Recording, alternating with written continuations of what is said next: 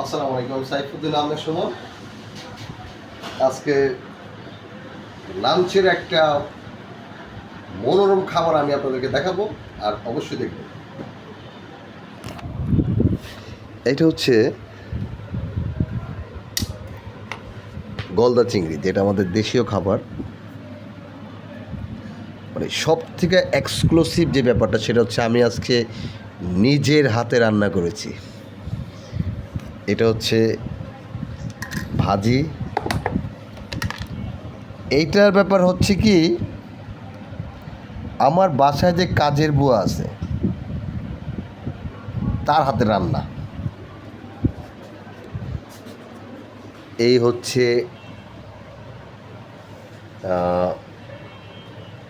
এটা এটা কমেন্ট করে অবশ্যই জানাবেন যে এই জিনিসটা কি, আসলে কোন চালের ভাত। আর এইটা হচ্ছে দেখাবো দেখাবো দেখ এই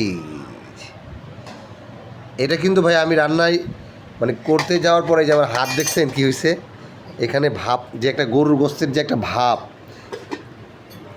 এই যে ঢেকে দিলাম। এখন আমি লাঞ্চ করে আপনাদেরকে দেখাবো যে আসলে